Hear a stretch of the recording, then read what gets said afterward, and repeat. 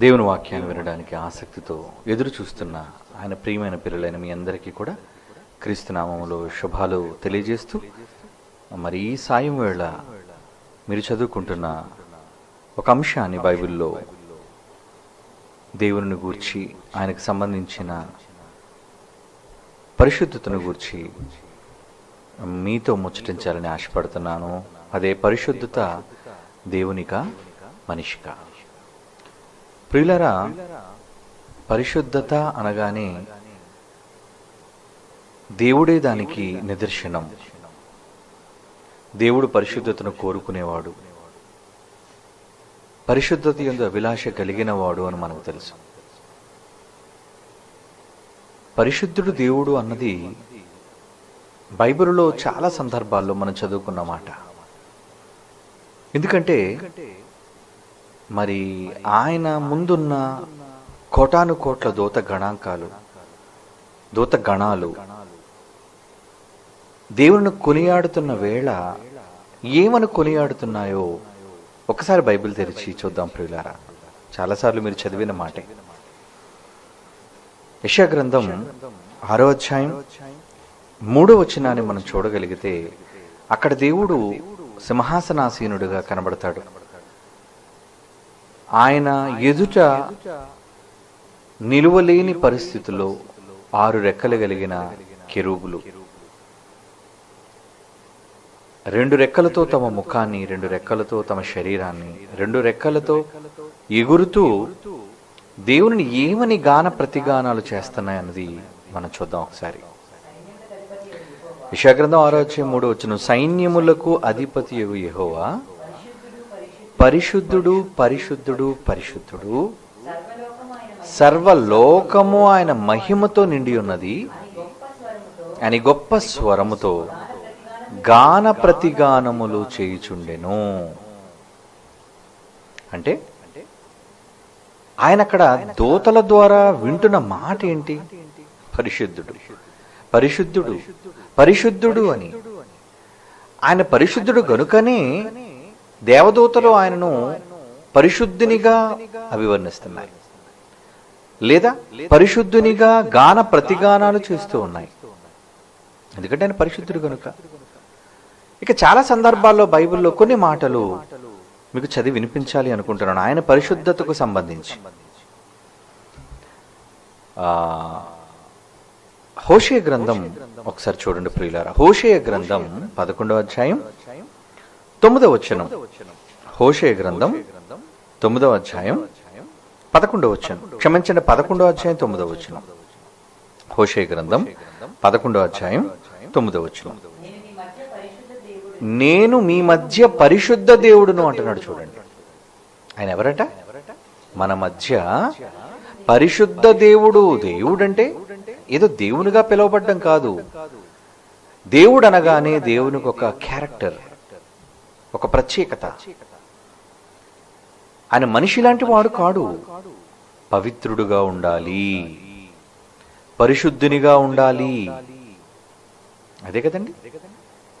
అందుకే ఆయన ఏమని చెప్పుకుంటున్నాడు? నేను మీ మధ్య పరిశుద్ధ దేవుడును, కానీ మనుష్యుడను కాను, అపవిత్రులైన మనుష్యుల వంటి వాడును కాను, పరిశుద్ధత లేని మానవ సంతతి వంటి వాడును కాను. నేను చాలా విషయాల్లో పవిత్రతను కోరుకున్నవాడను అంటున్నాడు. చూడండి ఏమండి. మరొక మాట చూద్దాం. యెషయా గ్రంథం 8వ అధ్యాయం 13వ వచనం చూడండి ప్రియులారా. యెషయా గ్రంథం 8వ అధ్యాయం 13వ వచనం. అక్కడ ఏమంటున్నాడు?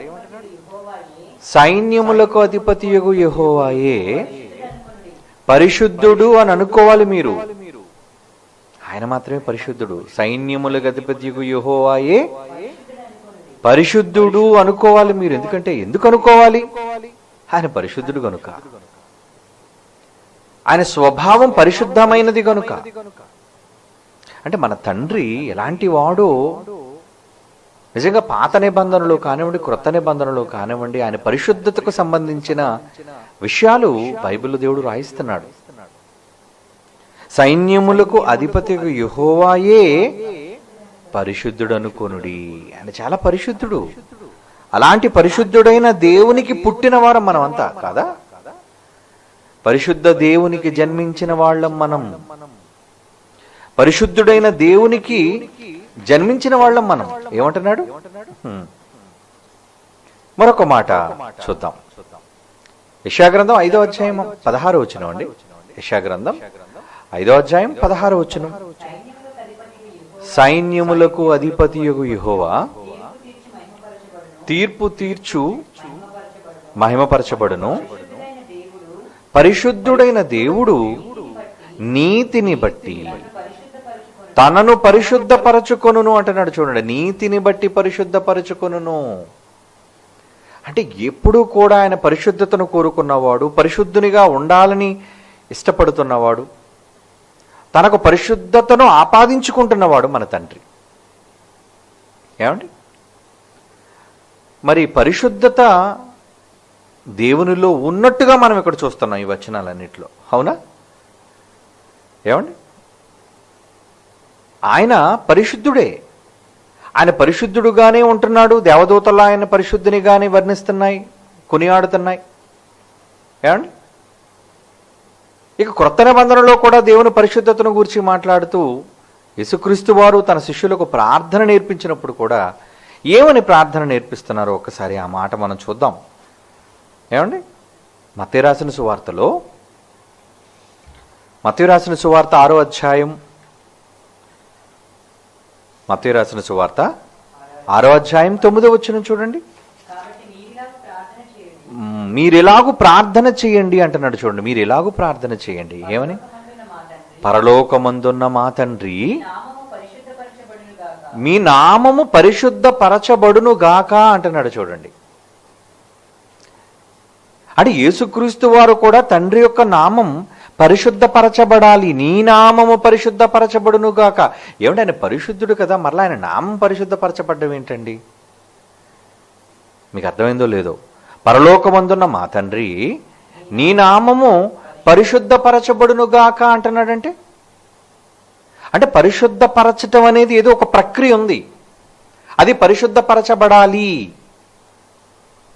మనందరికీ తండ్రి అయిన దేవుడు, ఆయనకంటూ ఒక నామం, యెహోవా సైన్యములకు అధిపతి, ఇలా రకరకాల నామాలు ఆయనకున్నాయి.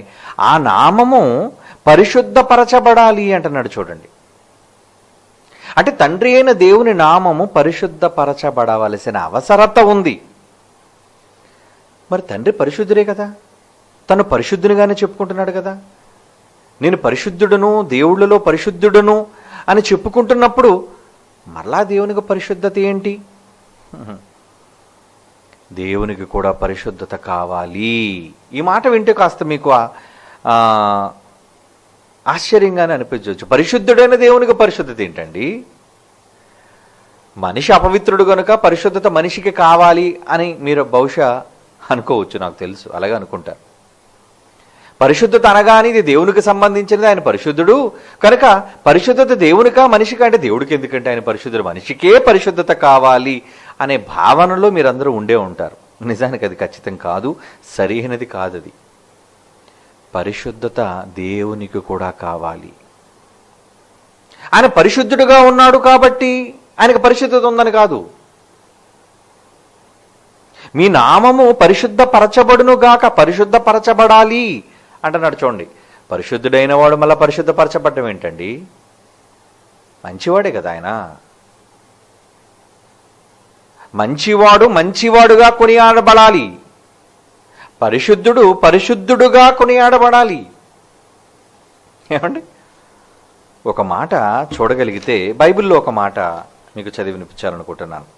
నిర్గమాకాండం 15వ అధ్యాయం చూడండి ప్రియులారా. నిర్గమాకాండం 15వ అధ్యాయం 11వ వచనం. నిర్గమాకాండం 15వ అధ్యాయం 11వ వచనం. యెహోవా, వేల్పులలో నీ వంటి వాడు ఎవడు? పరిశుద్ధతను బట్టి నీవు మహనీయుడువు. దేన్ని బట్టి అట? పరిశుద్ధతను బట్టి నీవు మహనీయుడువు. అంటే నీలో ఉన్న మహత్యం నీ పరిశుద్ధతది. ఏమండి? పరిశుద్ధులలో పరిశుద్ధతను బట్టి నీవు మహనీయుడువు. అంటే దేవుడు పరిశుద్ధుడేనా? పరిశుద్ధుడు కనుకనే దేవదూతలు కూడా పరిశుద్ధుడు పరిశుద్ధుడు పరిశుద్ధుడు అంటున్నాయి. నేను పరిశుద్ధుడును అని ఆయన చెప్పుకున్నాడు. ఏమండి, మునుపు మాటలో మనం చదువుకున్నట్లు సైన్యములకు అధిపతిగా యెహోవా పరిశుద్ధుడని మీరు అనుకోనండి అంటున్నాడు. అంటే ఆయన పరిశుద్ధుడుగా ఉన్నట్లు ఏమండి మనల్ని కూడా ఎలా ఉండమంటున్నాడు? ఒక మాట చూద్దాం. లేవియాకాండం 11వ అధ్యాయం 44వ వచనాన్ని చూడండి ప్రియులారా. లేవియాకాండం 11వ అధ్యాయం 44వ వచనం. నేను మీ దేవుడైన యెహోవాను, నేను పరిశుద్ధుడను గనుక మీరు కూడా పరిశుద్ధులుగా ఉండాలి అంటున్నాడు. చూడండి, ఏమంటే ఆయన పరిశుద్ధుడు సరేనండి, మనలా పరిశుద్ధులుగా ఉండమంటున్నాడు ఎందుకు? మరి ఆయన పిల్లలు కదా. పరిశుద్ధునికి జన్మించిన వాళ్ళు పరిశుద్ధులుగానే ఉండాలి, రాజుకు జన్మించిన వాళ్ళు రాజులుగానే ఉండాలి. అవునా? దేవునికి సంబంధించిన వారు దేవుళ్ళుగానే ఉండాలి. అదే కదా బైబిల్. దేవుని కుమారుడు దేవుడు కావాలి, అవునా? రాజకుమారుడు రాజు కావాలి. మరి పరిశుద్ధుని కుమారుడు పరిశుద్ధుడు కావాలి. అందుకే తన మనస్సులోనున్న కోరికను ఆయన చెబుతున్నాడు మన పట్ల, మనుషుల పట్ల. ఏమని? లేవియాకాండం 11:44 అండి. నేను మీ దేవుడైన యెహోవాను, నేను పరిశుద్ధుడను గనుక మీరు కూడా ఖచ్చితంగా పరిశుద్ధులై ఉండునట్లు మిమ్మును మీరు పరిశుద్ధపరచుకొనవలను, మిమ్మును మీరు పరిశుద్ధపరచుకొనవలను. ఇప్పుడు మనల్ని కూడా పరిశుద్ధపరచుకోమంటున్నాడు. కాబట్టి మనం ఎలా పరిశుద్ధపరచబడతాం? స్నానం చేయటం వల్ల, కొత్త బట్టలు వేసుకోవటం వల్ల, దేని వలన పరిశుద్ధత అనేది మనకు వస్తుంది? ఏమండి, దేనిని బట్టి మనం పరిశుద్ధులుగా మనం మార్చబడగలం? క్రియలను బట్ట? ఏమండి, మనుష్యులు తమ క్రియలను బట్టి వాళ్ళు ఉత్తములుగా పరిశుద్ధులుగా తీర్చబడగలరా అన్న విషయాన్ని మనం చాలా జాగ్రత్తగా ఆలోచించాలి.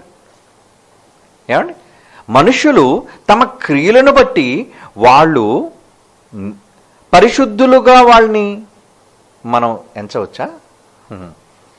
నీతిమంతుడు లేడు, ఒక్కడునూ లేడు. మనుషులను గురించి ఆయన అంటున్న మాట అండి. చాలాసార్లు మీరు చదువుకున్నారు కదా. రోమిలికి రాసిన పత్రిక ఒకసారి చూడండి. ఈ సందర్భంలో రోమిలికి రాసిన పత్రిక 3వ అధ్యాయం 11వ వచనం. రోమిలికి రాసిన పత్రిక 3వ అధ్యాయం 11వ వచనం. నీతిమంతుడు లేడు, ఒక్కడునూ లేడు, గ్రహించువాడు ఎవ్వడునూ లేడు. ఏమండి, అంటే ఇక్కడ మాటల్లో నీతిమంతుడు లేడు, ఒక్కడునూ లేడంటే అంటే నీతిమంతులుగా కనబడటం లేదన్నమాట. దేవుడు పరిశుద్ధుడు గనుక, దేవుడు నీతిమంతుడు గనుక తన పిల్లలైన వారిని కూడా పరిశుద్ధులుగా నీతిమంతులుగా ఉండమంటున్నాడు. ఇప్పుడు పరిశుద్ధత దేవునికి ఉంది, పరిశుద్ధత దేవునికి ఉంది. మరి ఆయన పిల్లలు అయిన వారికి భూమి మీద ఉన్న కోట్ల మందికి ఆ పరిశుద్ధత ఉందా? పరిశుద్ధతతో మాకేం పనండి? ఏమండి, పరిశుద్ధతతో మాకేం పని? మేము పరిశుద్ధులుగా ఉండటం వల్ల ఉపయోగం ఏంటి అని కూడా మీరు అనుకోవచ్చు ఒకవేళ. ఏమండి, మీరు పరిశుద్ధత వలన మాకేంటి పని? పరిశుద్ధుడు దేవుడు, పరిశుద్ధునిగా మేము ఉండవలసిన అవసరత ఏంటి అని కూడా మీరు అనుకోవచ్చు. అందుకు ఒక మాట బైబిల్ నుంచి ఈ సందర్భంలో మీరు చదవాలని నేను కోరుకుంటున్నాను. ఏంటంటే, నిజంగా మనం పరిశుద్ధులుగా ఉండాలి అంటే, ఏమండి, నిజముగా మనం పరిశుద్ధులుగా ఉండాలి అంటే దేవుడు అంటున్న మాట ఈ సందర్భంలో మీరు చదవాలి. ఏంటది? ఒక మాట యెహెజ్కేలు గ్రంథం చూడండి. యెహెజ్కేలు గ్రంథం 38వ అధ్యాయం 23వ వచనం చూడండి. యెహెజ్కేలు గ్రంథం 38వ అధ్యాయం 23వ వచనం. నేను యెహోవానై ఉన్నానని అన్యజనులు అనేకులు తెలుసుకొనున్నట్లు నేను ఘనత వహించి నన్ను పరిశుద్ధపరచుకొని వారి ఎదుట నన్ను నేను తెలియపరుచుకుందును అంటున్నాడు చూడండి. మరలా చదువుతాం ఆ మాట. నేను యెహెజ్కేలు గ్రంథం 38:23 అండి. నేను యెహోవానై ఉన్నానని అన్యజనులు, నన్ను నమ్మని వారు, దేవుడుగా నన్ను గుర్తించని వాళ్ళు తెలుసుకోవాలి. అక్కడ నాకు ముఖ్యమైనది అదే. నేను ఘనత రావాలి వాళ్ళ మధ్య, నాకు నన్ను పరిశుద్ధపరుచుకొని వారి ఎదుట నన్ను తెలియపరుచుకుందును. ఈ మాట మీరు చాలా జాగ్రత్తగా చదివి ఆలోచించాలి. ఏంటంటే దేవుడు తన్ను ఎలా పరిశుద్ధపరుచుకుంటున్నాడు అనేది ఇక్కడ రాయబడుతుంది చూడండి. ఆయన పరిశుద్ధుడు, పరిశుద్ధంగా ఉండడానికి ఇష్టపడుతున్నాడు, మనల్ని కూడా పరిశుద్ధులుగా ఉండమని చెబుతున్నాడు. ఇంతకీ ఇప్పుడు దేవుడు పరిశుద్ధుడిగా ఉండడానికి ఆయన ఏం చేయాలనుకుంటున్నాడో ప్రవక్త ద్వారా చెప్పిస్తున్నాడు చూడండి. నేను యెహోవానై ఉన్నానని నన్ను నమ్మని వారు తెలుసుకొనున్నట్లు, అనేకులు తెలుసుకొనున్నట్లు, వాళ్ళు తెలుసుకోవటం వల్ల నాకు ఘనత అన్నది రావాలి కనుక నేను ఘనతను వహించి నన్ను పరిశుద్ధపరుచుకొని, అంటే అన్యజనులు, నన్ను ఎరుగని వారు నన్ను తెలుసుకోవటం వలన నాకు ఘనత వస్తుంది. ఆ ఘనతలో నేను పరిశుద్ధపరచబడుతున్నాను అంటున్నాడు చూడండి. అర్థమవుతుందా? మళ్ళా చెప్తాను నేను. అన్యజనులైన వారు, యెహోవాను ఎరుగని వారు యెహోవా యొక్క గొప్పతనాన్ని, ఆయన యొక్క దైవత్వాన్ని, ఆయన యొక్క స్వభావాన్ని తెలుసుకొని, అందులో కొద్దిమంది కాదు అనేకులు తెలుసుకున్నట్లు నేను ఘనత వహించి, నేను చాలా గొప్పవాణ్ణి అని వారు తెలుసుకోవాలి. అలా వారు తెలుసుకోవటంలో నన్ను నేను పరిశుద్ధునుగా వారి ఎదుట నన్ను తెలియపరుచుకుందును అంటున్నాడు చూడండి. ఆయన గురించిన ప్రకటన ఆయనే చేసుకుంటున్నాడండి. అంటే తన్ను ఎరుగని వారికి ఆయన గొప్పతనం పరిచయం కావాలి. దేవుని మనస్సిది. ఆయన పరిశుద్ధుడిగా ఉన్నాడు, కానీ ఆయన పరిశుద్ధత ఎంతమందికి తెలుసు? ఇక్కడ దేవుడు పరిశుద్ధుడిగా ఉన్నాడా లేడా అన్నది కాదు, ఆయన పరిశుద్ధుడే. కానీ ఇప్పుడు పరిశుద్ధత తనకు కూడా రావాలి అనుకుంటున్నాడు, నేను పరిశుద్ధపరుచుకోవాలి అనుకుంటున్నాడు. పరిశుద్ధుడైన వాడు మళ్ళా పరిశుద్ధపరచుకోవడం ఏంటండి? అంటే దేవునికి కూడా మళ్ళా పరిశుద్ధత కావాలా? కావాలి. దేవుడు పరిశుద్ధుడైన దేవునికి మళ్ళా పరిశుద్ధత కావాలా? కావాలండి. పరిశుద్ధుడైన దేవునికి కూడా పరిశుద్ధత కావాలి అంటున్నాడు చూడండి. మరలా చదువుదాం అన్నమాట. యెహెజ్కేలు గ్రంథం 38:23 నేను యెహోవానై ఉన్నానని అన్యజనులు అనేకులు తెలుసుకొనున్నట్లు నేను ఘనత వహించి నన్ను పరిశుద్ధపరచుకొని వారి ఎదుట నన్ను తెలియపరుచుకుందును. తెలియని వాళ్ళందరికీ నేనే పరిశుద్ధుడైన దేవుడను అన్న విషయం వాళ్ళు తెలుసుకోవటంలో, వాళ్ళు నన్ను ఘనపరచటంలో, నేను ఘనత వహించటంలో నా పరిశుద్ధత దాగి ఉంది అంటున్నాడు చూడండి. ఏమండి, మీ అబ్బాయి మంచోడే, మీకు తెలుసు, కానీ ప్రపంచానికి తెలియాలిగా మీ అబ్బాయి ఎంత మంచోడో. అవునా కాదా? మీరు మంచి వాళ్ళుగా ఉండటం వల్ల ఆ మంచి మీ దగ్గరే ఉంది, కానీ ఆ మంచి ప్రజలకు తెలియాలి. ప్రజలకు తెలిస్తేనే కదా ఈయన మంచివాడు, ఈయన ఉత్తముడు, ఈయన పరిశుద్ధుడు. నీవు పరిశుద్ధులుగా ఉంటున్నావు, వెరీ గుడ్. ఏమండి, మనం పరిశుద్ధులుగానే ఉంటున్నాం, కానీ అంటే దేవుని విషయంలో ఆయన పరిశుద్ధుడుగానే ఉంటున్నాడు, కానీ ఆయన పరిశుద్ధుడు అన్న విషయం ప్రపంచానికి తెలియకుండా పోయిందండి. Bad luck. ఏమండి, ప్రపంచానికి తెలియకుండా పోయింది దేవుని పరిశుద్ధత. అందుకు ఇప్పుడు దేవుడు తన్ను తాను పరిశుద్ధపరచుకోవడం కోసం ఆయన ఆశపడుతున్న ఆశ ఏంటో తెలుసా?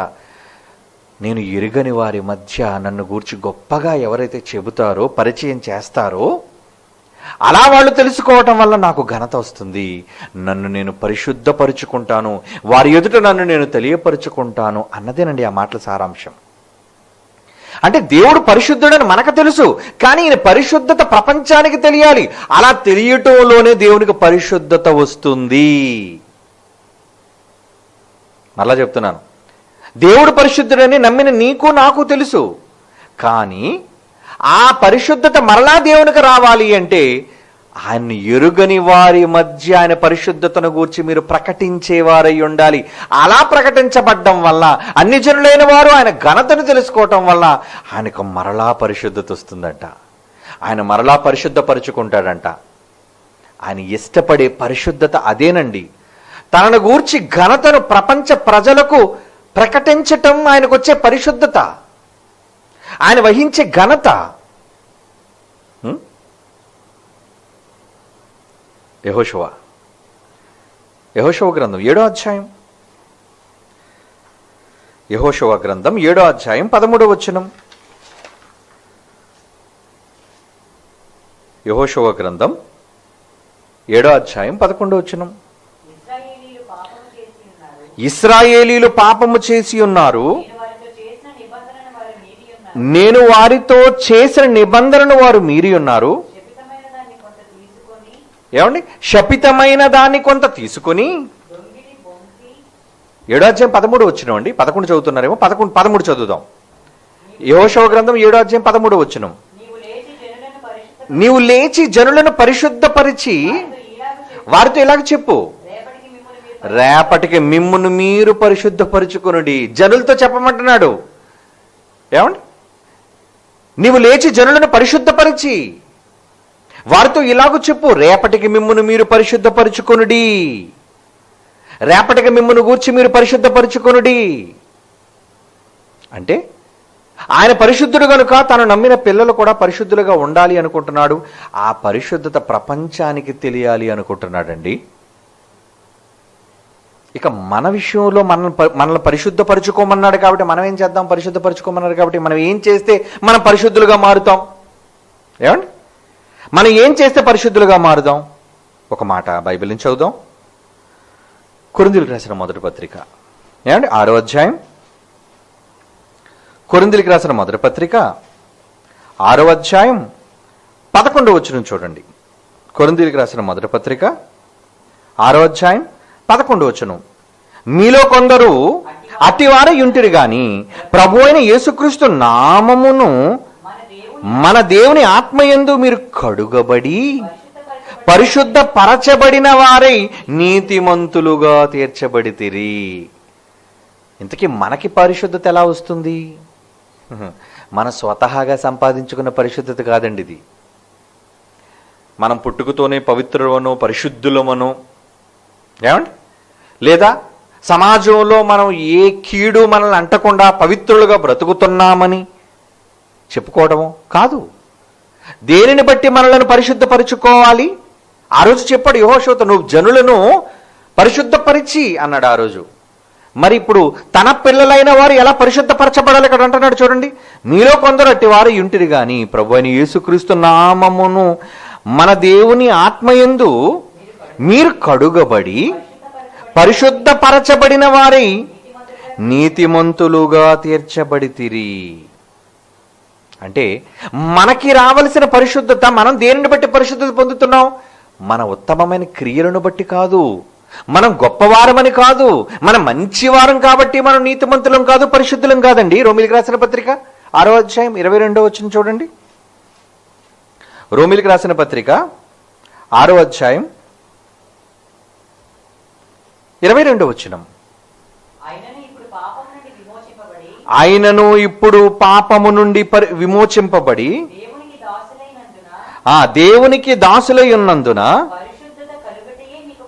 పరిశుద్ధత కలుగుటయే మీకు ఫలము, దాని అంతము నిత్య జీవము అంటున్నాడు చూడండి. ఏమంటున్నాడండి? మళ్ళా చదవండి ఆ మాట.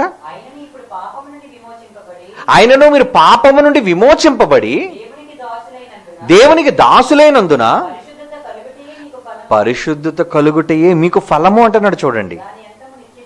ఇంతకీ మీరు పరిశుద్ధులుగా ఉండడం వల్ల మీకు వచ్చే ప్రయోజనం ఏంటి తెలుసా? దాని అంతా నిత్య జీవం. అంటే పరిశుద్ధత లేకుండా నిత్య జీవంలోనికి మనం వెళ్ళం. పరిశుద్ధత లేకుండా మనం నిత్య జీవంలోనికి వెళ్ళం అంట. పరిశుద్ధత లేకుండా మనం దేవుని దగ్గరికి వెళ్ళలేము అంటున్నాడు చూడండి. అందుకే మనల్ని ఏం చేసుకోమంటున్నాడు, ఎలా ఉండమంటున్నాడు? ఒకసారి ఒక మాట చూద్దాం. యాకోబు పత్రిక యాకోబు పత్రిక 4వ అధ్యాయం, యాకోబు పత్రిక 4వ అధ్యాయం 8వ వచనం చూడండి. దేవుని యొద్దకు రండి, అప్పుడు మీ యొద్దకు వచ్చును. పాపులారా, మీ చేతులను శుభ్రం చేసుకునుడి. రెండు మనస్సులు కలిగిన వాళ్ళారా, మీ హృదయములను పరిశుద్ధపరచుకొనుడి. ఇక్కడ ఏమంటున్నాడండి? మీరు దేవుని దగ్గరకు రండి, అప్పుడైనా మీ దగ్గరకు వస్తాడు. పాపులారా అంటే పాపులమే, మనం పాపులమే. పాపులారా, మీ చేతులను శుభ్రము చేసుకొనుడి. ద్విమనస్కులారా, మీ హృదయములను పరిశుద్ధపరచుకొనుడి. అంటే ద్విమనస్కులు, రెండు మనస్సులు కలిగిన వాళ్ళు ఆయన ఎదుట పరిశుద్ధత లేనివారు, రెండు ఆలోచనలతో ఉన్నవారు, రెండు మనస్సులతో ఉన్నవారు, స్థిరమైన నిర్ణయం దేవుని పట్ల లేనివారు, అస్థిరులుగా ఉన్నవాళ్ళు, వీళ్ళందరూ కూడా పరిశుద్ధతను కోల్పోయిన వారే. కనుక ఆయన ఏమంటున్నాడు? ద్విమనస్కులారా, మీ హృదయములను పరిశుద్ధపరచుకొనుడి. ఏమంటే ఆయన పరిశుద్ధుడండి, మనల్ని ఎందుకు పరిశుద్ధపరచమంటున్నాడండి? మనల్ని ఎందుకు పరిశుద్ధులుగా ఉండమంటున్నాడండి? ఒక మాట చూద్దాం. హెబ్రీయులకు రాసిన పత్రిక 12వ అధ్యాయం 14వ వచనం. హెబ్రీయులకు రాసిన పత్రిక 12వ అధ్యాయం 14వ వచనం. అందరితో సమాధానం, పరిశుద్ధతయు కలిగి ఉండుటకు మీరు ప్రయత్నించండి. పరిశుద్ధత లేకుండా ఎవ్వడును ప్రభువును చూడడు అంటున్నాడు. చూడండి, ఎందుకంటే మనం పరిశుద్ధులుగా ఉండాలి. పరిశుద్ధత లేకుండా ఎవడును ప్రభువును చూడడు అంటే, ప్రభువును ఒకవేళ నువ్వు భవిష్యత్తులో చనిపోయిన తర్వాత చూడాలి అని నువ్వు అనుకుంటే, నువ్వు పరిశుద్ధుడిగా బ్రతికి చచ్చిపోతేనే నువ్వు తండ్రిని చూస్తావు, లేదంటే నువ్వు చూడవు. అంటే దేవునికి పరిశుద్ధత కావాలి, మనుష్యులకు కూడా పరిశుద్ధత కావాలి. ఆ పరిశుద్ధత ఎందుకు అంటే, ఆ పరిశుద్ధత లేకపోతే నేను తండ్రిని చూడలేను. మరలా చదవండి ఆ మాట. 12వ అధ్యాయం 14వ వచనం. హెబ్రీ పత్రిక 12వ అధ్యాయం 14వ వచనం అండి. అందరితో సమాధానం, అందరితో పాటు మీరు పరిశుద్ధత కలిగి ఉండండి. అందరితో ఉండాలి మీకు పరిశుద్ధత. ఆ పరిశుద్ధత అందరితో మీకు లేకుండా ఎవడును ప్రభువును చూడు. అంటే మీ మనస్సులో ద్విమనస్కులుగా ఉన్న, కల్మషంతో నిండిపోయిన, మీ మనస్సులో ఏదో మనస్సులో పెట్టుకొని ఏది మాట్లాడుతున్నా. అప్పుడప్పుడు చూడండి, మనుషులు బయటకు నవ్వుతూ పలకరిస్తూ మాట్లాడతారు, కానీ మనసులో ఏదో తెలియని కల్మషం బయటికి చెప్పరు. ఒక వ్యక్తి మీద పగ, ఒక వ్యక్తి మీద ద్వేషం. ఆ ద్వేషాన్ని, ఆ పగని వాళ్ళ మనస్సులో దాచుకుంటారంటే దేవుని ఎదుట కల్మషంతో నిండిపోయింది వాళ్ళ మనస్సు. నీకేమనుంటే, ద్వేషం ఉంటే వెంటనే పిలిపించి ముఖాముఖిగా మాట్లాడు. ఆ వ్యక్తిని నువ్వు ముఖాముఖిగా మాట్లాడు, చెప్పు. కానీ మనస్సులో ఒకవేళ నువ్వు దాచుకుంటే నీ మనసు కల్మషంతో నిండిపోయింది అన్నమాట. కనుక రెండు మనస్సులు వద్దు, ద్విమనస్కులుగా ఉండొద్దు. ఒకే ఒక్క మనస్సుతో నువ్వేం చేయాలి? పరిశుద్ధతగా అందరితో ఉండాలి. నువ్వు అందరితో పరిశుద్ధతతో ఉండగలుగుతున్నావా? నువ్వు అందరితో పరిశుద్ధంగా ఉండగలుగుతున్నావా? నువ్వు అందరితో ఒకళ్ళు పరిశుద్ధంగా లేకపోతే అక్కడ ఏమంటున్నాడు దేవుడు? పరిశుద్ధత లేకుండా ఎవ్వడు, ఎనీబడి, ప్రపంచంలో ఎవరైనా, మనిషిగా పుట్టిన వాడు ఎవరైనా సరే దేవుణ్ణి చూడాలి అంటే వాడు పరిశుద్ధుడిగా, పవిత్రుడిగా ఉండక తప్పదు. పరిశుద్ధుడిగా ఉంటేనే వాడు చూస్తాడు దేవుణ్ణి. అంటే ఇప్పుడు దేవుణ్ణి చూడడానికి మనకు పరిశుద్ధత అంత అవసరం అండి? అవునండి, చాలా అత్యవసరం మనకి. లేదంటే దేవుని మనం చూడలేం. ఏమండి, దేవుని మనం చూడలేమండి. కనుక దేవుడు నిజంగా చూడాలి అనుకుంటే మీరు పరిశుద్ధులుగా ఉండడానికి ప్రయత్నం చేయాలి. కనుక ఇప్పుడు పరిశుద్ధత దేవునికా మనుష్యులకా? దేవునికి కావాలి, మనుష్యులకు కూడా పరిశుద్ధత కావాలి. మనుష్యులకు కూడా పరిశుద్ధత కావాలి. మరి ఇప్పుడు ఇంతకీ దేవుని పరిశుద్ధునిగా చేయటం ఏంటి? దేవుని పరిశుద్ధునిగా మనం చెప్పటం ఏంటి? బైబిల్లో ఒక మంచి మాట చదువుకుందాం. ఏమండి? యెషయా గ్రంథం 29వ అధ్యాయం 23వ వచనం చూడండి. యెషయా గ్రంథం 29వ అధ్యాయం 23వ వచనం. యెషయా గ్రంథం 29వ అధ్యాయం 23వ వచనం. నా నామమున పరిశుద్ధ పరచుదురు. ఏమండి? యాకోబు పరిశుద్ధ దేవుని పరిశుద్ధ పరచుదురు. దేవదూతలు పరిశుద్ధపరచడం కాదండి, పరిశుద్ధులైన మీరు ద్విమనస్కులుగా లేకుండా, ఏమండి, అందరితో పరిశుద్ధతతో ఉంటూ పరిశుద్ధులుగా ఉన్న మీరు యాకోబు పరిశుద్ధుని అంటే దేవుణ్ణి, యాకోబు పరిశుద్ధ దేవునిని పరిశుద్ధపరుచుదురు. దేవుణ్ణి మరలా పరచడం ఏంటండి? దేవుణ్ణి పరిశుద్ధపరచడం ఏంటండి? పరిశుద్ధులుగా మారిన వాడే పరిశుద్ధపరచాలి. పరిశుద్ధులుగా ఉన్నవాళ్లే పరిశుద్ధపరచాలి. ఎవరిని పరిశుద్ధపరచాలి? దేవుణ్ణి. దేవుణ్ణి మరలా చదవండి అతను ఆ మాట.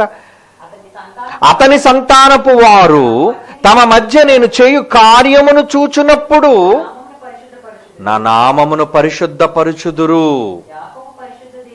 యాకోబు పరిశుద్ధ దేవుణ్ణి పరిశుద్ధపరుచుదురు అంటే మన తండ్రి నామాన్ని మనం ఘనపరిచేవారముగా, పరిశుద్ధపరిచే వాళ్ళంగా మనం ఉండాలండి. ఆయన నామానికి కీర్తి తెచ్చేవాళ్ళముగా, ఆయన నామానికి పరిశుద్ధపరిచే వాళ్ళంగా మనం ఉండాలి. అంటే పరిశుద్ధులే దేవుని పరిశుద్ధునికి పరిశుద్ధతను తీసుకొని రాగలరు. పరిశుద్ధులైన వారే దేవుని పరిశుద్ధపరచగలరు. అంటే దేవునికి కూడా పరిశుద్ధత కావాలి. ఆయన పరిశుద్ధుడు, ఆయనకు తెలుసు, మనకు తెలుసు. కానీ ఆయన పరిశుద్ధత ప్రపంచానికి ప్రకటించే వాళ్ళు ఎవరు? పరిశుద్ధులు కావాలి. పరిశుద్ధత దేవునికి కావాలి, పరిశుద్ధత మనుషులకు కావాలి. పరిశుద్ధత పొందిన మనుషులు దేవుని పరిశుద్ధపరచాలి. అదే ఈ మాటలోని సారాంశం అదేనండి. యాకోబు పరిశుద్ధ దేవునిని వాళ్ళు పరిశుద్ధపరచాలి అంటున్నాడు. చూడండి, నా నామం పరిశుద్ధపరచుదురు. ఎందుకు పరిశుద్ధపరిచేది ఎవరు? ఎవరండి పరిశుద్ధపరిచేది? మనమే. భూమి మీద ఆయన నామాన్ని పరిశుద్ధపరిచేది మనమే. ఎలా? ఆయన చెప్పిన మాటను మనం గైకొనటం వలన ఆయనకు పరిశుద్ధత చేరుతుంది. దేవదూతలు పరిశుద్ధుడు పరిశుద్ధుడు పరిశుద్ధుడు అని ఎందుకంటున్నాయి? ఆయన చెప్పిన మాటను బట్టి అవి ఖచ్చితంగా నెరవేరుస్తున్నాయి గనుక పరిశుద్ధుడు ఆయన అనగలుగుతున్నాయి, ఆయన పరిశుద్ధతను చాటగలుగుతున్నాయి. ఏమండి? యెహోవా పరిశుద్ధతను ప్రకృతి చాటడం లేదా? సూర్య చంద్ర నక్షత్రాదులు చాటడం లేదా? ఏమండి? కలుగ చేయబడిన ప్రకృతి అంతా కూడా దేవుని యొక్క మహిమ, దేవుని యొక్క ఘనత, ఆయన పరిశుద్ధత అవి ప్రకటిస్తున్నాయి. ఎందుకంటే ఆయన మాట ప్రకారంగా అవి చేస్తున్నాయి కనుక. మరి ఇప్పుడు దేవుని పరిశుద్ధతను ప్రకటించాలి అంటే మనిషి నువ్వు ముందు పరిశుద్ధుడుగా మారాలి. ఇంతకీ పరిశుద్ధుడిగా మారడం అంటే ఏంటి? నువ్వెలా మారుతావు పరిశుద్ధుడిగా? నిన్ను యేసుక్రీస్తు వారు పరిశుద్ధునిగా చేశారు గనుక. ఒక మాట చూద్దాం బైబిల్ నుంచి. ఎఫెసీయులకు రాసిన పత్రిక 5వ అధ్యాయం 27వ వచనాన్ని చూడండి ప్రియులారా. ఎఫెసీయులకు రాసిన పత్రిక 5వ అధ్యాయం 27. అటువలే క్రీస్తు కూడా సంఘమును ప్రేమించి అది కళంకమైన ముడతైన అటిది మరి ఏదైనాను లేకుండా. ఏమంటే సంఘాన్ని ఏం చేయాలనుకుంటున్నారంటే యేసుప్రభు వారి డ్యూటీ ఏంటంటే పరిశుద్ధమైనదిగాను, నిర్దోషమైనదిగాను, మహిమ కలిగిన సంఘంగాను ఆయన తన ఎదురు దాన్ని నిలువబెట్టుకొనవలెనని రోజు వాక్యం అనే ఉదకము, నీళ్లతో స్నానం చేయించి దానిని పవిత్రపరిచి పరిశుద్ధపరచుటకై, సంఘాన్ని పరిశుద్ధపరచుటకై దాని కొరకు తన్ను తాను అప్పగించుకొనెను. అబ్బో, ఏంటి? సంఘాన్ని పరిశుద్ధపరచటం కోసం తన్ను తాను అప్పగించేసుకున్నాడటండి. అంటే ఆయన అప్పగించుకుంటేనే కానీ మనకు పరిశుద్ధత రాలేదండి. ఈరోజు మనం పరిశుద్ధులుగా పిలువబడుతున్నామంటే కేవలం యేసుక్రీస్తు వారి యొక్క ప్రాణత్యాగాన్ని బట్టి మనకు పరిశుద్ధత వచ్చింది. అంటే దేవుని పరిశుద్ధునిగా ఉండటం కోసం, దేవుని పరిశుద్ధునిగా ప్రకటించటం కోసం యేసుక్రీస్తు వారు భూమి మీదకి వచ్చి తన ప్రాణం పెట్టి మనందరినీ పరిశుద్ధులుగా చేశారట. దీనివల్ల ఎవరికి మహిమ, ఎవరికి ఘనత, ఎవరికి పరిశుద్ధత? దేవునికి. అంటే దేవునికి పరిశుద్ధత ఆపాదించటం కోసం యేసుప్రభు వారు తన ప్రాణమే పెట్టేశారండి. దేవుడు పరిశుద్ధుడిని సమాజానికి చెప్పటం కోసం, దేవుని యొక్క పవిత్రత ఈ సమాజానికి చాటడం కోసం యేసుక్రీస్తు వారు తన ప్రాణాన్ని పెట్టి పాపులుగా ఉన్న మనలందరినీ రక్షించి కాపాడి ఏం చేశారటండి? ఆయన నిర్దోషమైనదిగాను మహిమగల సంఘముగా ఆయన తన ఎదురు దాన్ని నిలువబెట్టుకొనవలెనని వాక్యముతో ఉదక స్నానము చేత దానిని పవిత్రపరిచి పరిశుద్ధపరచుటకై దాని కొరకు తన్ను తాను అప్పగించుకొనును. ఇంతకాని చావు వెనుకున్న రహస్యం ఏంటో తెలుసా? మీరు పరిశుద్ధులుగా మారాలని. ఎందుకు పరిశుద్ధులుగా మారాలి? అసలు పరిశుద్ధత లేకుండా ఎవడు తండ్రిని చూడలేడు కనుక. అంటే మీకు పరిశుద్ధత రాకపోతే మీరు తండ్రి దగ్గరికి వెళ్ళరు. అందుకే నేనే మార్గం అన్నాడు ఆయన. ఈరోజు మీకు వచ్చిన పవిత్రత యేసు రక్తాన్ని బట్టి వచ్చింది మీకు పవిత్రత. ఏమండి? మీరు ఉత్తమంగా జీవించడం వల్ల కాదు. నేను చాలా గొప్పగా జీవిస్తున్నానండి అందుకు బట్టి నేను పవిత్రుడిని అంటే ఆ మాట తప్పు. మీ క్రియల వల్ల కాదు మీకు వచ్చిన పవిత్రత, పరిశుద్ధత. దేనివల్ల వచ్చిందో తెలుసా? ఆయన తన ప్రాణం పెట్టడం వలన మీరు పరిశుద్ధులుగా పిలవబడ్డారు. చెడ్డవాళ్ళైనా దుష్టులైనా. అందుకు ఒక మాట బైబిల్లో పౌలు గారు ఎక్కువగా ఈ మాట పరిచయం చేస్తుంటారు. కొరింథీయులకు రాసిన మొదటి పత్రిక 1వ అధ్యాయం 2వ వచనం చూడండి ప్రియులారా. ఏమండి? కొరింథీయులకు రాసిన మొదటి పత్రిక 1వ అధ్యాయం 2వ వచనం. కొరింథీలో ఉన్న దేవుని సంఘమునకు అనగా క్రీస్తు యేసు నందు పరిశుద్ధపరచబడిన వాళ్ళు అంటున్నాడు. చూడండి, క్రీస్తు యేసు నందు పరిశుద్ధపరచబడిన వారు పరిశుద్ధులుగా ఉండుటకు పిలువబడిన వారికి మీరు పిలువబడ్డారు. ఆయన ఏం చేశాడు? మిమ్మల్ని పరిశుద్ధపరిచి మీరు పరిశుద్ధులుగా ఉండడానికి పిలువబడ్డారు. అంటే బాప్తిస్మము ద్వారా మీరు పరిశుద్ధతలోనికి ప్రవేశించి ఇంకా తర్వాత అక్కడి నుంచి పరిశుద్ధులేనా? ఆ తర్వాత కూడా మీకు కళంకం, డాగు, మచ్చ వచ్చిన తర్వాత కూడా మనం చెడ్డోళ్ళం కదండి. యేసుక్రీస్తులోనికి వచ్చిన తర్వాత ప్రభు పరిశుద్ధులుగా స్నానం చేయించి ఎక్కించిన తర్వాత కూడా మళ్ళీ బురదలో పడుతుంటాం మనం. అవునా? అవునండి.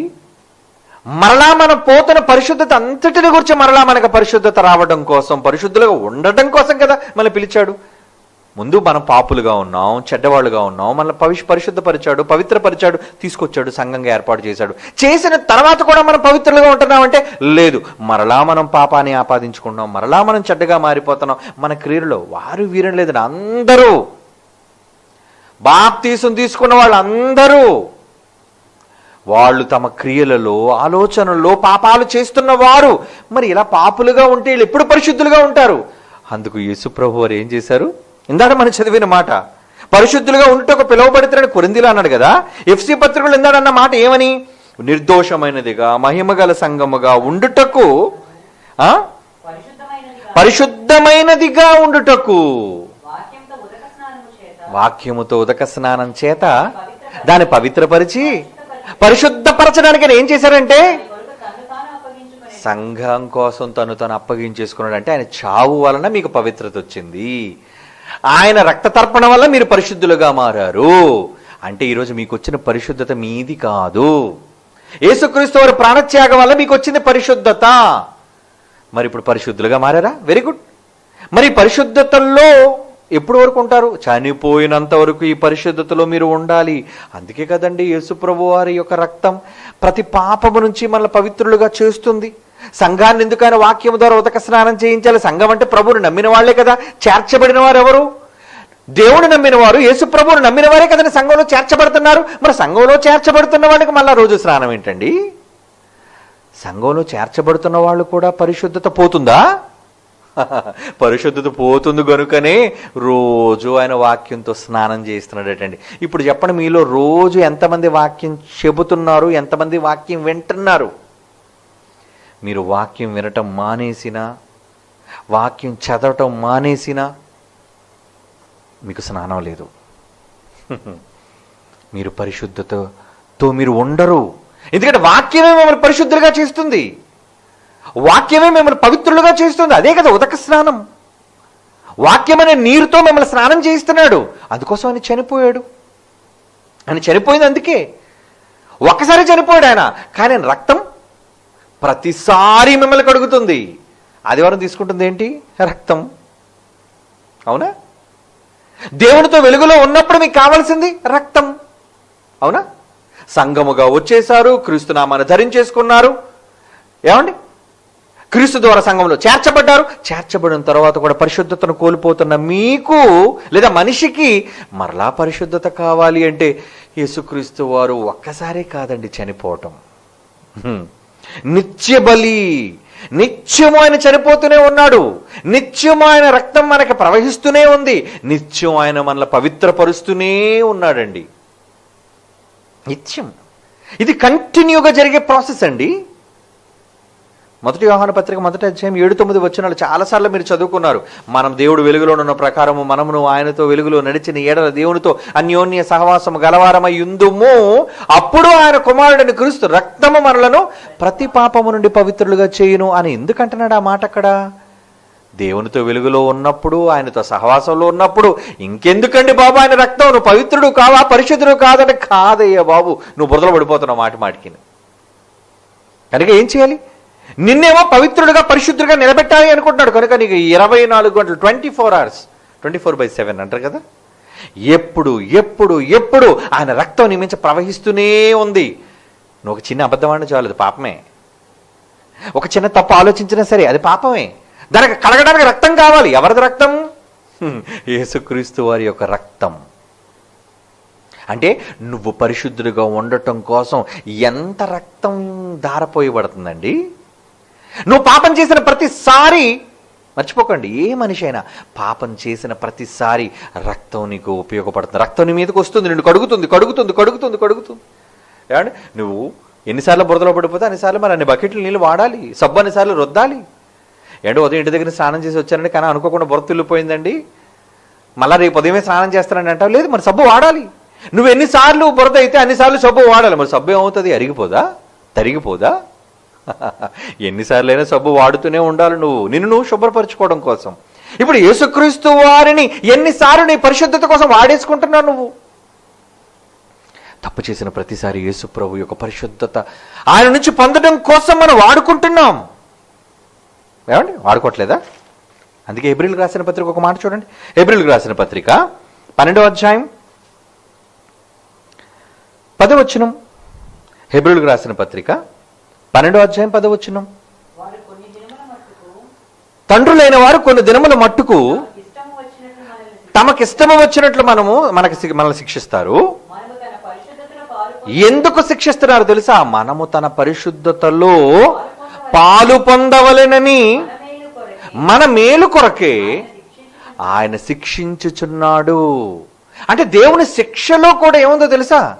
మిమ్మల్ని పరిశుద్ధులుగా చేయటమే. ఏమండి? దేవుడు మనల్ని శిక్షించటంలో కూడా మేలే దాగి ఉందటండి. ఏంటా మేలు? మళ్ళా చదవండి ఆ మాట. వారు కొన్ని దినముల మట్టికే తండ్రులైన వారు, శరీర సంబంధమైన తండ్రులైన వారు మనల్ని శిక్షించారు. కానీ మనము తన పరిశుద్ధతలో, దేవుడు పరిశుద్ధుడు కనుక మనం కూడా తన పరిశుద్ధతలో పాలువారమై ఉండాలని మన మేలు కోసమే ఆయన శిక్షించుచున్నాడు. అంటే ప్రతి శిక్ష వెనుక మీకు పరిశుద్ధత ఉందన్నమాట. అందుకే ఆయన ఏమంటున్నాడట? తన పరిశుద్ధతలో పాలు పొందవలెనని మన మేలు కొరకే ఆయన శిక్షించుచున్నాడు.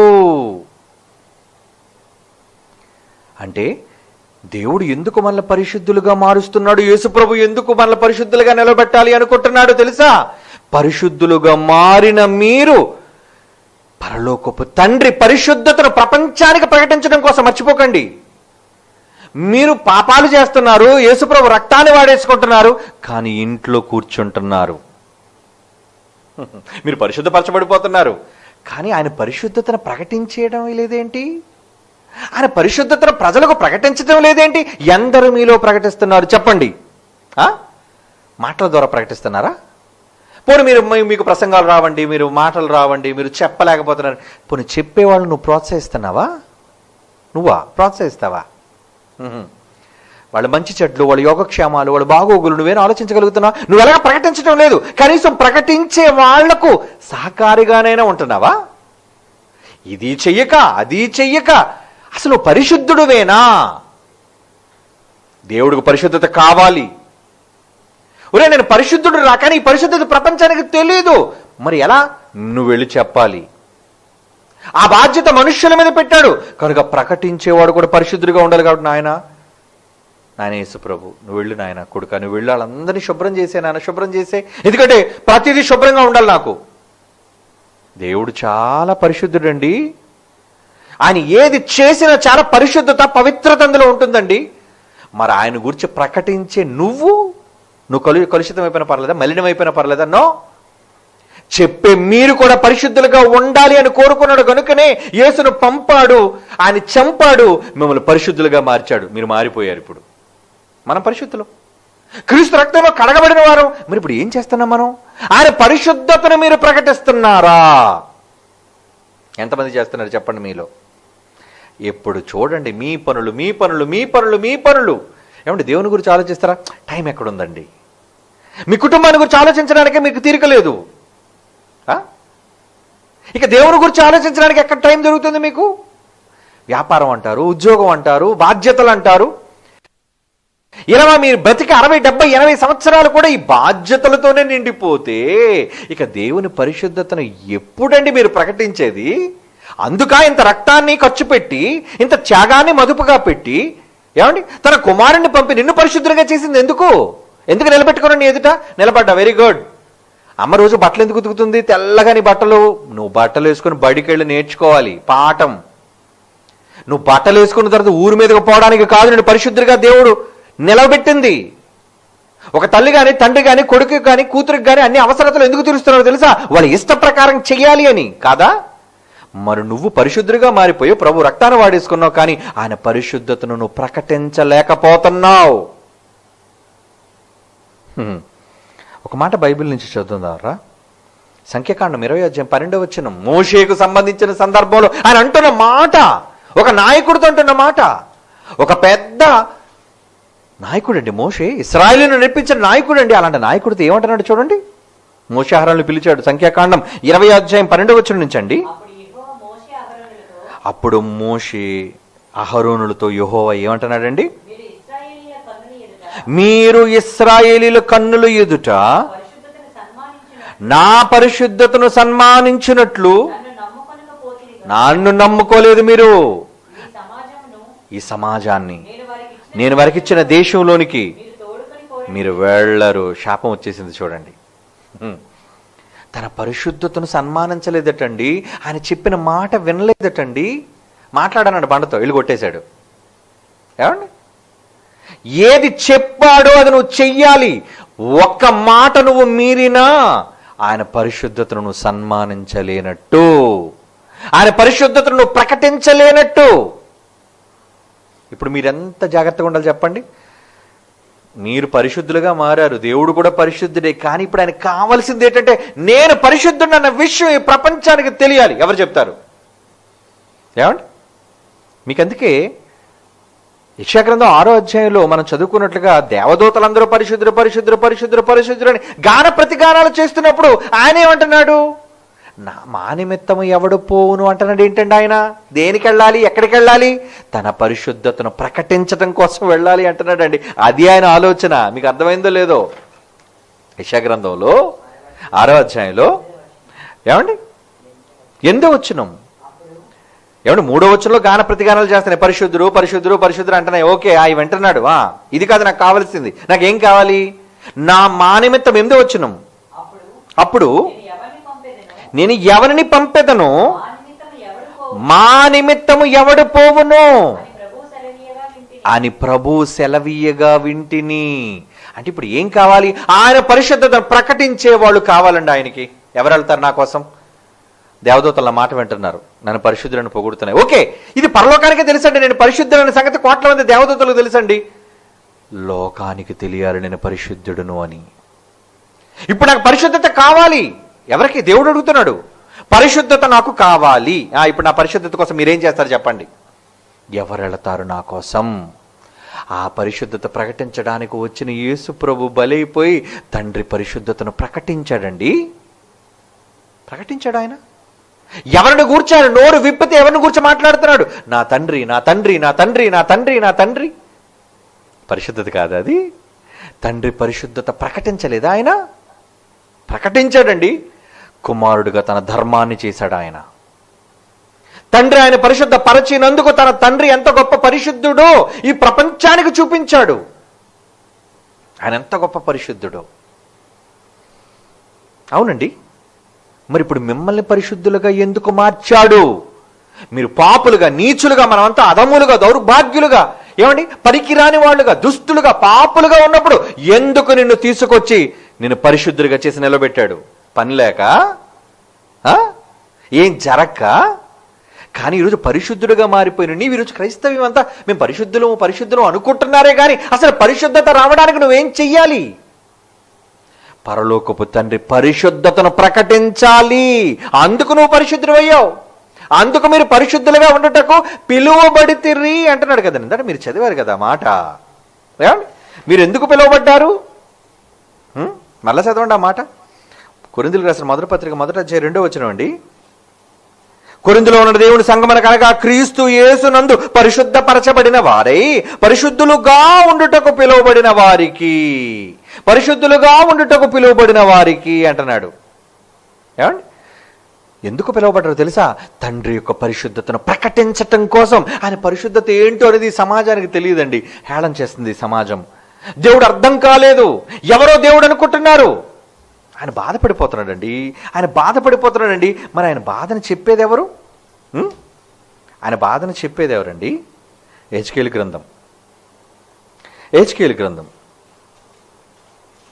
20వ వచనం నుంచి 23వ వచనం చదవండి. హెజ్కేలు గ్రంథం 36వ అధ్యాయం 20 నుంచి 23 అండి. హెజ్కేలు గ్రంథం 36వ అధ్యాయం 20వ వచనం నుంచి. వారు తాము వెళ్ళిన స్థలముల యొక్క జనుల యొద్దకు చేరగా ఆ జనులు, మీరందరూ యెహోవా జనులే కదా, ఆయన దేశం నుంచి వచ్చిన వారే కదా అని చెప్పుట వలన నా పరిశుద్ధ నామమునకు దోషణ కలుగుటకు. అబ్బా, మీరేరా నా పరిశుద్ధతను పోగొట్టింది? మీరే కారణమయ్యారా నాకు చెడ్డ పేరు తీసుకొచ్చింది? ఏమండి అంటే తన పిల్లల వల్ల తన పరిశుద్ధత పోతుంది. అది ఆయన బాధ. మీ వల్లే నా పరిశుద్ధత దెబ్బతింటుంది. అదే కదా నా మాటలను అర్థం. తాము వెళ్ళిన స్థలముల్లోని జనుల యొద్దకు చేరగా ఆ జనులు, వీరు యెహోవా జనులే కదా, ఆయన దేశం నుండి వచ్చిన వారే కదా అని చెప్పుట వలన నా పరిశుద్ధ నామమునకు దోషణ కలుగుటకు ఇశ్రాయేలీలు కారణమయ్యారు. కాగా ఇశ్రాయేలీలు పోయిన ఎల్ల చోట్లను నా పరిశుద్ధ నామమునకు దోషణ కలుగగా నేను చూచి నా నామము విషయమై చింతపడి తిని. చింత, బాధ. నా పరిశుద్ధత నాకు కావాలయ్యా, నా పరిశుద్ధత నాకు కావాలయ్యా అని దేవుడు అంటున్నాడు. దేవుడు కూడా పరిశుద్ధత కావాలా? ఆయన పరిశుద్ధుడే, కానీ ఆయన పరిశుద్ధత ప్రకటించబడాలని కోరుకుంటున్నాడు. మరి నువ్వు ప్రకటిస్తున్నావా? ఎందుకంటే పరిశుద్ధత ఆయన వచ్చి చెప్పుకోడు, నేను పరిశుద్ధుని, నేను మంచోడిని. ఏమంటే మీరు సహజంగా సమాజంలో ఆలోచించండి. మీ మంచి ఎవరైనా మీకోసం చెప్పాలి కానీ మీకు మీరే మీ మంచి చెప్పేసుకుంటే ఎవరైనా వింటారా? వినడానికి ఏమైనా బాగుంటుందా? ఏమండి నేను చాలా మంచోడినండి అని మీరంటే బాగుంటుందా? కాదండి. మీకోసం సమాజంలో పొరుగు వ్యక్తి దగ్గర మరొక వ్యక్తి అనాలి ఏమని? ఏమండి ఆయన చాలా మంచోడండి. ఆ మాట మీరు విన్నప్పుడు ఆనందిస్తారు. ఎందుకంటే మీకోసం మీరు చెప్పుకోవడం మీకు ఇష్టం ఉండదు. మీకోసం మీరు చెప్పుకున్న ప్రజలు దాన్ని స్వీకరించరు. మరి ఎలా? ఇంకొకరు చెప్పాలి. ఇప్పుడు దేవుడు కూడా సమాజంలో ప్రజల మధ్యకు వచ్చి నేను పరిశుద్ధుండ్రా అని చెప్పుకోడు. ఆయన పరిశుద్ధతను గురించి ప్రకటించే యేసు లాంటి వాడు కావాలి, ఆ ప్రవక్తలు లాంటి వాడు కావాలి, శిష్యులు లాంటి వాడు కావాలి, క్రైస్తవులైన మొదటి శతాబ్దంలోని లాంటి వారు కావాలి. మరి ఇప్పుడు మీరు ఏం ప్రకటిస్తున్నారు? మీరు ప్రకటించకపోగా మీ నామాన్ని బట్టి దోషణ ఎక్కువైపోతుంది ఆయనకి. ఈ క్రైస్తవులు అంటే ఎలాంటి వాళ్ళు? ఈ మధ్య చూడండి క్రైస్తవులు చేస్తున్న దుష్క్రియలు. ఎలాంటి దుష్క్రియలు? ఆయన అవమానపరిచేటట్టుగా. ఏమండి ప్రార్థన చేస్తున్నాను, కరోనా పోతుంది. ఎంత హేళన! అంటే దేవుడు కరోనాను ఎందుకు తీయలేకపోయాడు? ఇలాంటి దౌర్భాగ్యుల వలన దేవుడు నామాన్ని దూషింపబడుతుంది, అవమానించబడుతుంది. ప్రతి వాడు చెడ్డగా నీ తండ్రి అని యెహోవాను గురించి మాట్లాడుతున్నాడంటే అది మంచిదా చెప్పండి? ఈరోజు యేసునామం దూషింపబడుతున్నా, యెహోవా నామం దూషింపబడుతున్నా, ఇద్దరిది ఒకటే నామం కదా. తండ్రి నామము, యెహోవా నామం, యేసునామం. ఏమండి యేసునామమైన తండ్రి నామమైన ఒకే నామం. వీళ్ళు ముగ్గురులకు ఉన్నది ఒకటే కామన్ నేమ్. కనుక యేసు ప్రభు నామం ఈరోజు దూషింపబడుతున్న తండ్రి దూషింపబడుతున్నట్టే. ఈరోజు మీరు నమ్మిన దేవుడు బహిరంగంగా సమాజంలో దూషించబడుతున్నాడండి. వీళ్ళు చేస్తున్న క్రియలు, ఏమండి, వీళ్ళు చేస్తున్న చేష్టలు, వీళ్ళు దేవుడు ఇలాంటోడురా, ఎంత అవమానంతో మాట్లాడుతున్నారండి దేవుని గురించి. ఇప్పుడు చెప్పండి, ఆయన పరిశుద్ధత అవమానించబడుతుంది. అలాంటప్పుడు మీరేం చేయాలి? ఆయన పరిశుద్ధతను గురించి ప్రకటించే పరిశుద్ధులుగా ఉండాలి. మీరు ముక్కు మూసుకుని ఇంట్లో ఉండి నేను చాలా పవిత్రుడిని, పరిశుద్ధుడిని, ఏ తప్పు చూడను, ఏ తప్పు చేయను, అది కాదురా పరిశుద్ధత అంటే. ప్రభు నువ్వు చేసిన పాపాలు కడుగుతున్నాడు, నిన్ను పరిశుద్ధిగా తీర్చాడు. ఇప్పుడు నువ్వు తండ్రి పరిశుద్ధతను ప్రకటించాలి. అది నువ్వు బయటికి వెళ్ళి చేయవలసింది. ముక్కు మూసుకుని గదిలో ఉండడం కాదు. పవిత్రుడిగా ఉండిపోయానండి, నేను చెడు చూడను, చెడు మాట్లాడను, చెడు వినను అని 3 కోతుల్లా చెప్పుకోవడం కాదు. తండ్రి యొక్క నామాన్ని ప్రకటించి ఆయన పరిశుద్ధతను ఆయనకు ఆపాదించేవాడుగా ఉండాలి. ఎందుకంటే ఆ రోజు ఇశ్రాయేలు అవమానాన్ని మిగిల్చారు. ఆయనకి బాధపడిపోతున్నాడు, రే మీ వల్లనే రా నాకు ఈ చెడ్డ పేరు, మీ వల్లే నాకు ఈ చెడ్డ పేరు, నా పరిశుద్ధత పోయింది. 21వ వచనం, కాగా ఇశ్రాయేలు పోయిన ఎల్ల చోట్లను నా పరిశుద్ధ నామములకు దోషణ కలుగుగా నేను చూచి నా నామం విషయమే చింతపడి తిని. ఏమండి 23, అన్ని జనుల మధ్య మీరు దూషించిన నా ఘనమైన నామమును నేను పరిశుద్ధపరచుదును. ఆయన మనసు చెబుతున్నాడు చూడండి. అంటే ఆయన ఏం కోరుకుంటున్నాడు అనమాట? ఎక్కడైతే ఆయన పేరు తప్పుగా దూషించబడిందో అదే చోట ఆయన పేరు ఘనపరచబడాలి. ఏ యేసునైతే ఈ లోకం అవమానిస్తుందో, ఏ బైబిల్ని అయితే ఈ లోకం కించపరుస్తుందో ఆ బైబిల్ని ప్రపంచ శిఖరాలపై చూపించాలి. అందుకే పుట్టింది BOUI. అందుకే సవాళ్ల పరంపర, అందుకే మహాజ్ఞాన సంగతుల పరంపర కొనసాగుతుంది ఈ తరంలో. ఎందుకో తెలుసా? బైబిల్ని, దేవుని, యేసుక్రీస్తు వారిని ఈ ప్రపంచంలో ఉన్నతంగా చూపించడానికి పుట్టింది Bible open university India international. కీర్తనల గ్రంథం 105వ కీర్తన మొదటి వచనమండి. చూడండి, 105వ కీర్తనలోని మొదటి మాట ఏమంటున్నాడు అక్కడ? యెహోవాకు కృతజ్ఞతాస్తుతులు చెల్లించుడి, ఆయన నామమును ప్రకటన చేయుడి, జనములలో ఆయన కార్యములను తెలియజేయుడి. చేస్తున్నారా మీరు? ఈరోజు ఎందుకండి మేము తెర ముందుకు వచ్చాము? ఎందుకండి ఈరోజు మేము గొంతు చించుకొని ఎందుకు బైబిల్ గొప్పతనాన్ని ప్రకటిస్తున్నాం? ఎవడండి అంతకుముందు శాస్త్రవేత్తల్ని సవాలు చేసిన వాడు? ఎవడండి శాస్త్రవేత్తలను తొక్కుతానన్నవాడు?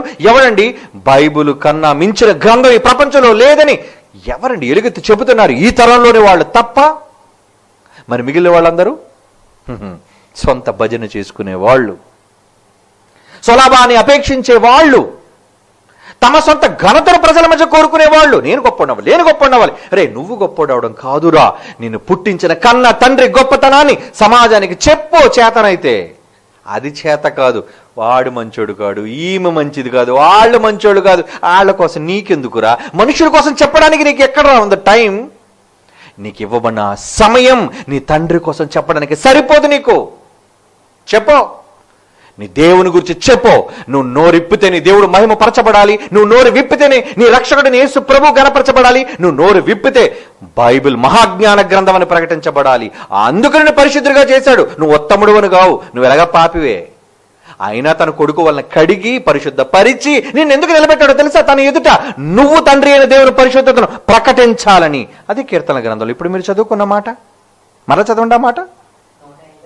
105వ కీర్తనలోని మొదటి వచనం, యెహోవాకు కృతజ్ఞతాస్తుతులు చెల్లించుడి, ఆయన నామమును ప్రకటన చేయుడి, జనములలో ఆయన కార్యములను తెలియజేయుడి. ఎందుకు తెలియజేయాలి? ఏం అవసరం? చెప్పాలండి ఆయన మాట. అందుకే అంటున్నాడు హెజ్కేలు గ్రంథం 36:23, హెజ్కేలు గ్రంథం 36:23 అన్యజనుల మధ్య మీరు దూషించిన నా నామమును ఘనపరచు, నా నామమును నేను పరిశుద్ధపరచుదును, వారి ఎదుట మీ యందు నేను నన్ను పరిశుద్ధునిగా చేసుకొనగా నేను ప్రభువు యెహోవానని వారు తెలుసుకుందురు. ఇదే ప్రభువు యెహోవా వాక్కు. మన తండ్రి కోరికండి అది. ఆయన పరిశుద్ధుడు అన్న సంగతి పరలోకానికి తెలుసు. భూమి మీద ఉన్న 750 కోట్లకు పైగా విస్తరించిన ఈ మానవాళికి తెలుసా? తెలీదు చాలా మందికి. బైబిల్ ఎంత గొప్ప జ్ఞాన గ్రంథమో, యేసు ప్రభు ఎంత మహాదేవుడో, ఆయనను పంపించిన కన్న తండ్రి ఎంత గొప్పవాడో ఎవరండి ఈ ప్రపంచానికి చెబుతున్నారు? ఈ తరంలో చెప్పాలి. అందుకే నన్ను పరిశుద్ధుడిగా చేశాడు, అందుకే నన్ను పవిత్రుడిగా నిలబెట్టాడు. తన పరిశుద్ధత కావాలి అని కోరుకున్నాడు. నేను కోల్పోయాను, నా పరిశుద్ధత అంతా కోల్పోయాను, కనుక నా పరిశుద్ధతను చెప్పేవాడు ఎవరు అడతారు నా కోసం? అడుగుతున్నాడు దేవుడు. ఈ తరంలో మేము వచ్చాం ఆయన కోసం చెప్పడానికి. ఎక్కడ మాట్లాడినా, ఎప్పుడు మాట్లాడినా బైబిల్ మహాజ్ఞాన గ్రంథం అని చెప్పడమే మా ధ్యేయం. యేసు ప్రభు నిజమైన దేవుడు, లోక రక్షకుడిని చెప్పడమే మా ధ్యేయం. ఆయన పంపించిన పరలోకమందున్న తండ్రి, ఆకాశమందు నిజమైన దేవుడిని ప్రకటించడం మా కర్తవ్యం. పరిశుద్ధత ఆయనకు కావాలి. ఆయన పరిశుద్ధుడిగా ఉండాలని కోరుకుంటున్నాడు. అందుకే నిన్ను పరిశుద్ధునిగా చేశాడు. పాపివైనా సరే, నిజంగా మనం పాపులమైన మళ్ళీ పరిశుద్ధులుగా ఎందుకు నిలవబెట్టుకుని మార్చుకున్నాడో తెలుసా? ఆయన పరిశుద్ధతను ప్రకటించడానికి నీకు కూడా పరిశుద్ధత కావాలి. కనుక మనం కూడా పరిశుద్ధులుగా ఉంటేనేనండి ఆయనను గణపరిచేది. ఆయన మాటల్లోని ఎంత జాలి కనబడుతుంది, ఆయన మాటల్లోని ఎంత ఆవేదన కనబడుతుందండి. నిజంగా 23వ వచనంలో చదువుతున్న ఆ మాట, అన్యజనుల మధ్య మీరు దూషించిన నా నామమును, ఘనమైన నా నామమును నేనే పరిశుద్ధపరుచుకొందును. ఎలా? వారి ఎదుట మీ యందు నేను నన్ను పరిశుద్ధపరుచుకొనగా నేను ప్రభువుకు యెహోవానని వారు తెలుసుకొందురు. ఇదే నా మనసు, ఇదే నా వాక్కు అంటున్నాడండి తండ్రి. మీ పరలోకపు తండ్రి ఘనత పోయిందండి. అందుకే పరలోకమందున నీ నామము పరిశుద్ధపరచబడును గాక, మీ నామం పరిశుద్ధపరచబడును గాక అని యేసుప్రభు ఎందుకన్నాడు? అక్కడ పరిశుద్ధపరచబడుతుంది పరలోకంలో, కానీ భూమి మీద నువ్వు పరిశుద్ధపరచాలి. కనుక పరిశుద్ధత దేవునికి కావాలి. ఆల్రెడీ మనుషులందరికీ పరిశుద్ధత రావాలి. పరిశుద్ధత వచ్చిన మనిషి దేవుని యొక్క పరిశుద్ధతను ప్రకటించి ఆయనను పరిశుద్ధునిగా, గొప్ప వ్యక్తిగా నిలవబెట్టాలి ఈ సమాజంలో. అది కుమారుడిగా నీ కర్తవ్యం. అందుకు నిన్ను పవిత్రుడిగా, పరిశుద్ధుడిగా మార్చుకున్నాడు ఆయన. మారిన నువ్వు ఆయన పరిశుద్ధతను గురించి చెప్పవా? దూషింపబడుతున్న నామాన్ని నువ్వు ప్రజల మధ్య కీర్తించవా? కీర్తించాలి. అదే మన ధ్యేయం, అదే మన ధర్మం, అదే మన కర్తవ్యం. మర్చిపోకండి. God bless you. కళ్ళు మూసుకోండి, ప్రార్థన చేసుకుందాం. పరిశుద్ధుడు అయిన తండ్రి, మీ పరిశుద్ధతను భూమి మీద మేము పరిశుద్ధపరచాలి అన్న విషయం సమాజానికి అర్థం కాలేదు తండ్రి. పరిశుద్ధుడని నోటితో చెప్పడం వల్ల మీకు పరిశుద్ధత వస్తుంది అనుకుంటున్నారు తండ్రి ఈ బుద్ధిహీన క్రైస్తవ సమాజం. మేము మాటల వలన కాదు తండ్రి, మా మాటల వలన కాదు, సమాజంలో మిమ్మును గూర్చి ప్రకటించటం వలన మీకు పరిశుద్ధత వస్తుందన్న నిజం ఎప్పటికైనా ఈ క్రైస్తవ సమాజం గుర్తించి వారు దేని నిమిత్తం పరిశుద్ధులుగా మారారో అన్న నిజాన్ని తెలుసుకొని మీ పరిశుద్ధతను ఘనపరిచేవారుగా ఈ తరంలో మమ్మల్ని ఉంచండి. ఇప్పటికే ఉంచినందులకు మీకు కృతజ్ఞతాస్తుతులు చెల్లిస్తూ వింటున్న ప్రతి ఒక్కరిని కూడా మీ నిమిత్తమై పరిశుద్ధునిగా మలచవలసిందిగా, మీ పరిశుద్ధతను ప్రకటించే పరిశుద్ధ కుమార్తెగా మలచవలసిందిగా వేడుకుంటూ క్రీస్తు యేసు వారి అమూల్యమైన నామములో మీ పరిశుద్ధ నామానికి కృతజ్ఞతాస్తుతులు చెల్లించి వేడుకొనుచున్నాము తండ్రి. ఆమేన్. ప్రియులారా, మరి ఈ వారంలో గత 24వ తేదీ నుంచి ఈ సేవలో నాతో పాటు ఈ సేవలో సహకరించిన సహకారుల పేర్లు చదువుతున్నాను. సిద్దిపేట నుంచి మోజెస్ గారికి కృతజ్ఞతలు తెలుపుకుంటున్నాను, నాకు సహాయపడ్డారు. రాజ్ కుమార్ రాజమండ్రి నుంచి నాకు సహాయం పంపాడు, థ్యాంక్ యూ వెరీ మచ్ నాన్న. అలాగే తిరుపతి నుంచి నా సోదరుడు మోషే సహాయాన్ని పంపాడు, thank you very much and God bless you. Srinu Kadapa నుంచి నాకు సహాయం పంపాడు. అలాగే మరి సోదరిమణి కర్నూలు నుంచి జ్యోతి కుమారి నాకు సహాయం పంపింది, ధనలక్ష్మి నాకు సహాయం పంపింది. అలాగే గోవింద రాజు నాకు సహాయం పంపారు. అలాగే సంజీవిరెడ్డి వారి కుటుంబం నూజివీడి నుంచి వాళ్ళకి సహాయం పంపారు. అలాగే పి జాన్ కుటుంబం ఉరుకొంద నుంచి థ్యాంక్ యూ వెరీ మచ్. అలాగే సుగుణమ్మ వారి కుటుంబీకులు కర్నూలు నుంచి. అమ్మ, మీరందరూ కూడా నేను ప్రకటిస్తున్న ఈ మాటలలో నా పరిశుద్ధతలో మీరు కూడా పాలిభాగస్తులైనందుకు, మీరు పరిశుద్ధులుగా పవిత్రులుగా ఉన్నారని, పరలోకమందు దేవుని దగ్గర ఉన్న జీవగ్రంథంలో సహకారులైన మీ పేర్లు కూడా రాయబడ్డాయని తెలియజేయటకు సంతోషిస్తున్నాను. God bless you all. Okay తల్లి, థ్యాంక్ యూ వెరీ మచ్.